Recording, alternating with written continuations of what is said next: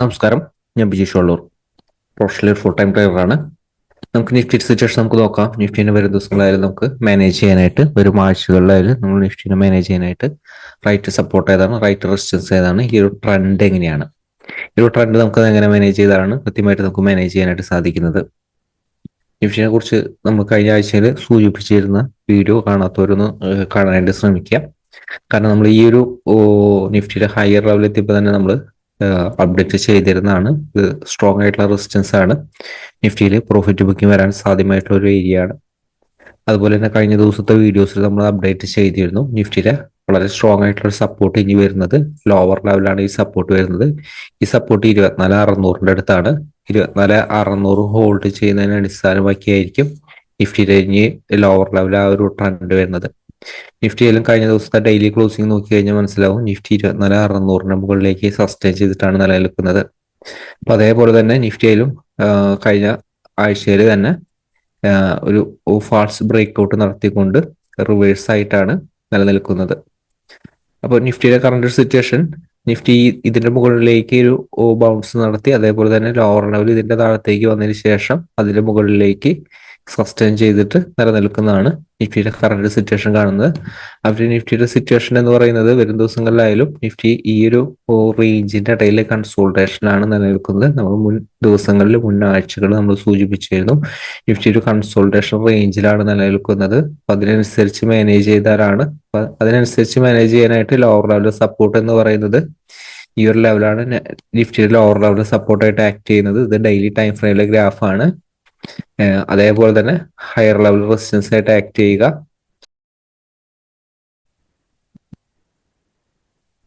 ഇതായിരിക്കും Nifty higher level resistance ആയിട്ട് act ചെയ്യുക. അപ്പോൾ നിഫ്റ്റി ഈ ഒരു റേഞ്ചിന്റെ ഉള്ളിൽ നിന്ന് എങ്ങോട്ടാണോ ബ്രേക്ക് ചെയ്യുന്നതനുസരിച്ച് നിഫ്റ്റിയിലെ ഒരു ട്രെൻഡ് ഫോം ചെയ്യും. നിഫ്റ്റി ഈ റേഞ്ചിന്റെ ഉള്ളിൽ ഇൻ കേസ് 24,600 അടുത്താണ് നിഫ്റ്റി സ്ട്രോങ് ആയിട്ടുള്ള സപ്പോർട്ട് അപ്ഡേറ്റ് ചെയ്യുക. അതിന്റെ താഴത്തേക്ക് ഒരു ക്ലോസിംഗ് ലെവൽ നിലനിർത്തി കഴിഞ്ഞാൽ, ഇതിന്റെ താഴത്തേക്ക് ക്ലോസിംഗ് ലെവൽ നിലനിർത്തി കഴിഞ്ഞാൽ നിഫ്റ്റിയിൽ വലിയൊരു ഫാള്, നിഫ്റ്റിയിലെ ലോങ് ടേം ട്രെൻഡ് റിവേഴ്സിൽ, നിഫ്റ്റിയുടെ ലോങ് ടേം ട്രെൻഡ് റിവേഴ്സിൽ എപ്പോഴും ഇതിന്റെ ഒരു താഴെയാണ് വരുന്നത്. അല്ലെങ്കിൽ നിഫ്റ്റി റേഞ്ചിന്റെ ഇടയിൽ സസ്റ്റെയിൻ ചെയ്ത് മാർക്കറ്റ് അങ്ങോട്ടും ഇങ്ങോട്ടും ഉള്ള ഒരു മൊമെന്റത്തിന് ആയിരിക്കും സാധ്യത വരുന്നത്.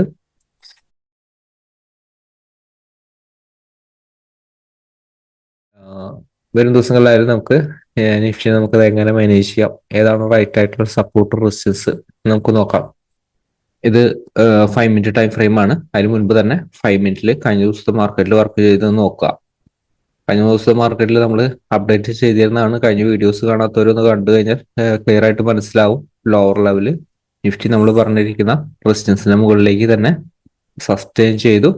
പിന്നെ അതിനുശേഷം നമ്മൾ നൽകിയിരിക്കുന്ന റെസിസ്റ്റൻസ് എന്ന് പറയുന്നത്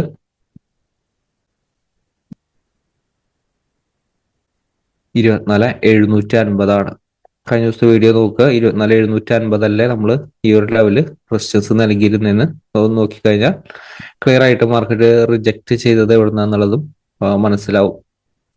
അപ്പൊ നിഫ്റ്റിയിലായാലും വരും ദിവസങ്ങളിലായാലും മാനേജ് ചെയ്യാനായിട്ട് റൈറ്റ് ആയിട്ടുള്ള ട്രെൻഡ് മനസ്സിലാക്കണം. എന്നാലാണ് റൈറ്റ് സപ്പോർട്ടിൽ വരുന്ന ഒരു സമയത്ത് ബൈ ഓപ്പർച്യൂണിറ്റി യൂട്ടിലൈസ് ചെയ്യാനായിട്ട് നമുക്ക് സാധിക്കുള്ളൂ. അതേപോലെ തന്നെ റൈറ്റ് റെസിസ്റ്റൻസിന്റെ അടുത്ത് നിന്ന് ഷോർട്ട്സിന്റെ ഓപ്പർച്യൂണിറ്റി യൂട്ടിലൈസ് ചെയ്യാൻ, അല്ലെങ്കിൽ ബൈയിലെ പൊസിഷൻ എടുക്കാതെ മാറി നിൽക്കാനായിട്ട് സാധിക്കുന്നത്.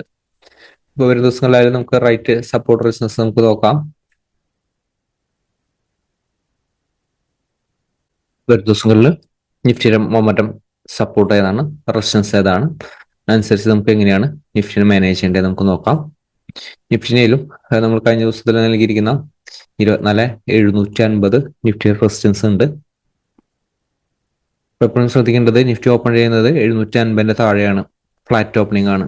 പ്രോഫിറ്റ് ബുക്കിനാണ് കൂടുതൽ സാധ്യത. പ്രത്യേകം ശ്രദ്ധിക്കുക. ചെറിയ ടൈം ഫ്രെയിമിന്റെ ലോ താഴത്തേക്ക് ബ്രേക്ക് ചെയ്യാനും വെയിറ്റ് ചെയ്യുക. അതിനുശേഷം വരുന്ന ഷോർട്ട്സ് ആൻഡ് ഓപ്പർച്യൂണിറ്റി യൂട്ടിലൈസ് ചെയ്യാം. ലോവർ ലെവൽ സപ്പോർട്ട് 24,655 അടുത്താണ് സ്ട്രോങ് ആയിട്ടുള്ള സപ്പോർട്ട്. 24,655 നിഫ്റ്റി 24,650 താഴെ സസ്റ്റെയിൻ ചെയ്താൽ കൂടുതൽ വീക്ക്നെസ് ആയിരിക്കും. ഇൻട്രാഡേയിൽ വരും ദിവസങ്ങളായാലും 650 താഴെയുള്ള ഒരു ക്ലോസിംഗ് ആയാലും നിഫ്റ്റിയിൽ ഫർദർ ഫാളിനുള്ള ഒരു സാധ്യതയുണ്ട്. പക്ഷെ ഈ ഒരു സപ്പോർട്ട് വളരെയധികം ഇമ്പോർട്ടന്റ് ആണ്. അതുപോലെ നിഫ്റ്റി ഓപ്പൺ ചെയ്യുന്ന 650 മുകളിലാണ് 50 ഹോൾഡ് ചെയ്തിട്ടാണ് ചെറിയ ടൈം ഫ്രെയിമിന്റെ ബൈ ഓപ്പർച്യൂണിറ്റി കിട്ടിയ യൂട്ടിലൈസ് ചെയ്യാം. ക്വിക്ക് ആയിട്ടുള്ള ഒരു മൊമെന്റം 24,800 റെസിസ്റ്റൻസ് കാണുന്നത്. റൈറ്റ് ആയിട്ടുള്ള റെസിസ്റ്റൻസ് 24,800 മുകളിലാണ്. 800 മുകളിൽ പോയാലും 800 താഴെ സസ്റ്റെയിൻ ചെയ്ത വീക്ക്നെസ് ആണ്. 800 താഴെ മാത്രം ഷോർട്ട്സിന്റെ ഓപ്പർച്യൂണിറ്റിക്ക് ഇമ്പോർട്ടന്റ് കൊടുക്കുക. അതേപോലെ തന്നെ 24,800 830 ബൈ ഓപ്പർച്യൂണിറ്റി യൂട്ടിലൈസ് ചെയ്യുമ്പോൾ 800 മുകളിലല്ല 830 മുകളിലേക്കെങ്കിലും സസ്റ്റെയിൻ ചെയ്യാനായിട്ട് വെയിറ്റ് ചെയ്യുക. അതിനുശേഷം വരുന്ന ബൈ ഓപ്പർച്യൂണിറ്റി യൂട്ടിലൈസ് ചെയ്യാവുന്നതാണ്. 820 മുകളിൽ റെസിസ്റ്റൻസ് 24,888 ആണ്.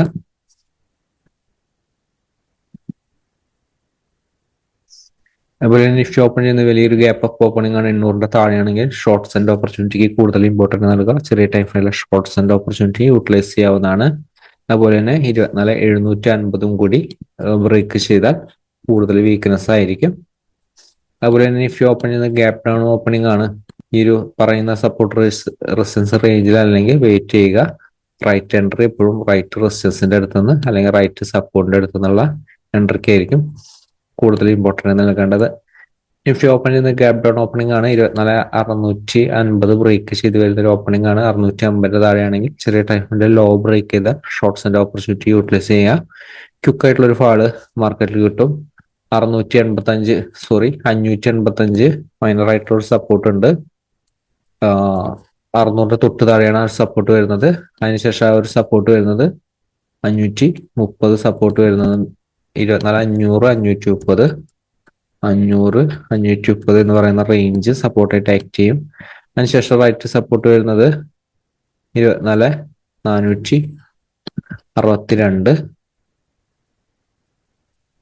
പക്ഷേ ഷോർട്ട്സ് ആൻഡ് ഓപ്പർച്യൂണിറ്റി 462 താഴെയുള്ള യൂട്ടിലൈസ് ചെയ്യേണ്ടത് 445 താഴെയാണ്. 24,445 ഇതിന്റെ താഴെയാണ് കൂടുതൽ വീക്ക്നെസ്. ഇതിന്റെ താഴെ നമുക്ക് സപ്പോർട്ട് വരുന്നത് കുറച്ച് താഴെയാണ് സപ്പോർട്ട് വരുന്നത്. 24,330 അടുത്താണ് പിന്നെ സപ്പോർട്ട് വരുന്നത്. അപ്പൊ നിഫ്റ്റിയിലായാലും വരും ദിവസങ്ങളിലായാലും